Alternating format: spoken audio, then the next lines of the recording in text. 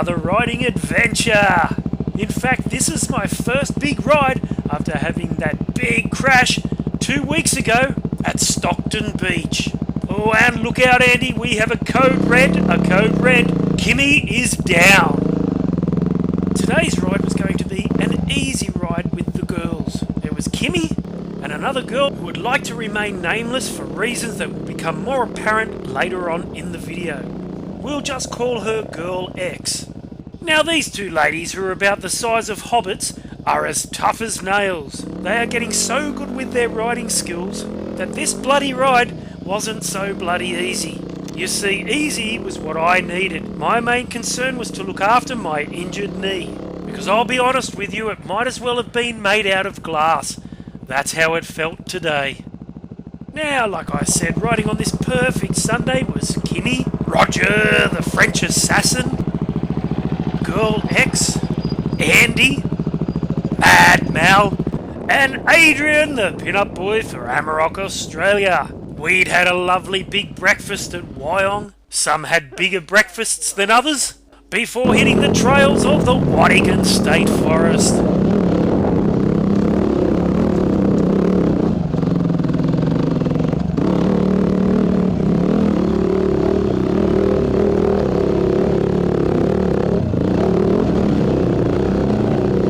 And look, here's Roger, the French assassin, riding and walking his bike up this gnarly track.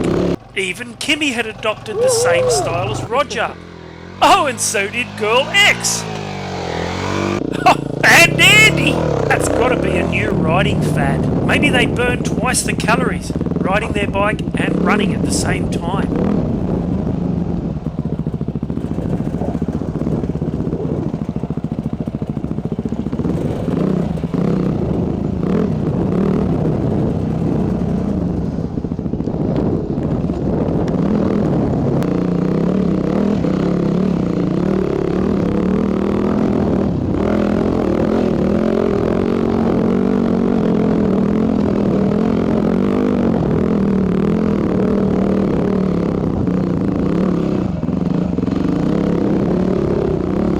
And here we are, on this hill. This is the reason why Girl X didn't want to be named.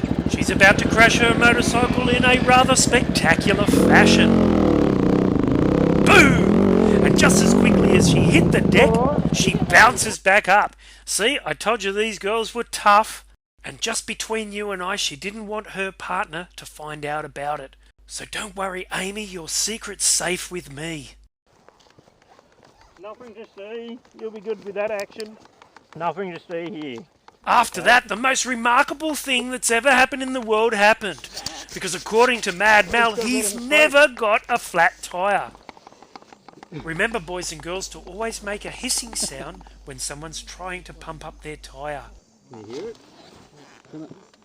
What the fuck was that? Is that you, fucking idiot? Why is the water so dirty? Yeah, some dickhead. Anyway, Mal definitely had a puncture, so there was only one way to find it. Now, seeing as Mal didn't have any tools, he didn't have any plugs, I came up with an ingenious idea.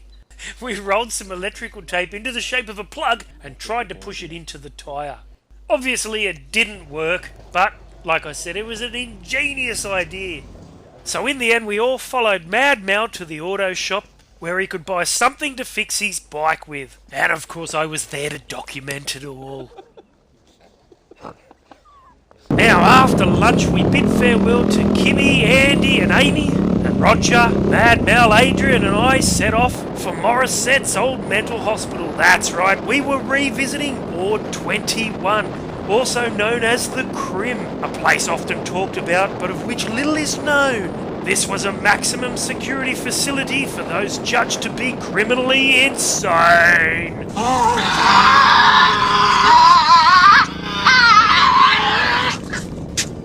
Built in 1933, Ward 21 was constructed to provide a maximum security facility for those judged to be criminally insane in New South Wales.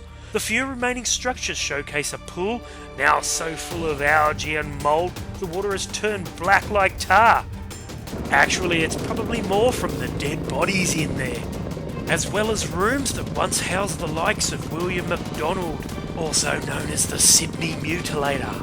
He was considered Australia's first real serial killer. And Bogdan Mazursky, who was arrested after killing one person and injuring at least 10 others with a tomahawk in a Sydney film theatre. But none housed here in Ward 21 were worse than the Joker from Batman. After that, we quickly left Ward 21 to check out some of the surrounding trails.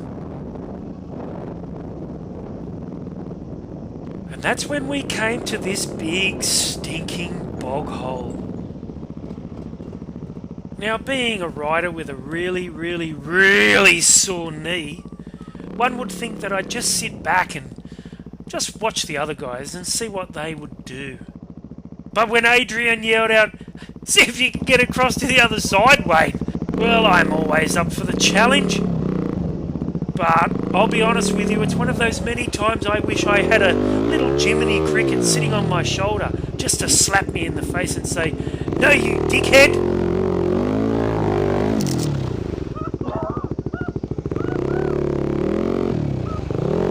Because the mud here in Morisset is like glue. In fact, it's like sticky hot tar mixed with super glue.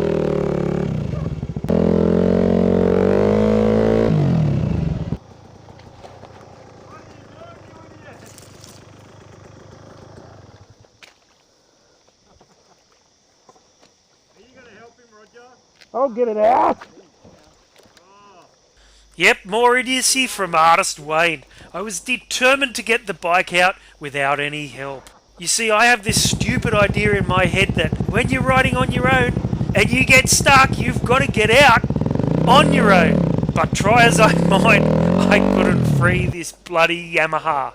I tried everything, and in the end, I had to concede defeat and wait for all the boys to get over to the other side.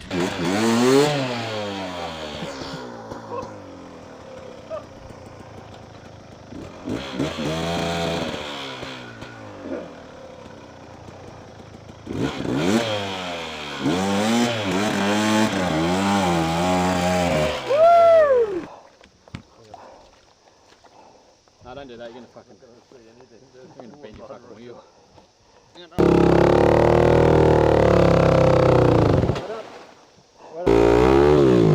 got no clutch.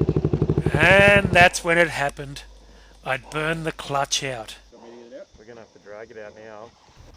I've seen this done a few times now, watching Dr. Alan Suzuki and Nurse Spadowski doing open heart surgery on their patients' bikes. So it was time for me to step up to the plate.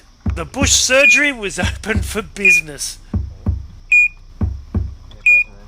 Now, to cut a long story short, the clutch had burned out. It wasn't engaging. So the plan was to pull the first plate out, break it in half, and to put one half on top of the other. Now, I've seen this surgery done on mighty DR650s.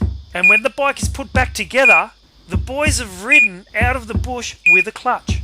They've always had a working clutch. In fact, I've seen guys ride for the rest of the day. But unfortunately for me, when we put the Yamaha together, my clutch lever was useless. The bike was always engaged. Which is why I'm about to crash and test my poor sore knee. But thankfully my good mate Roger, the French assassin, came back for me.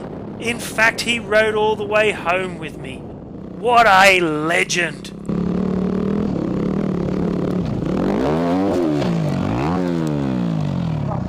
No bikes or riders were hurt in making this film. I'm artist Wayne Dowson, and thanks for watching, everyone.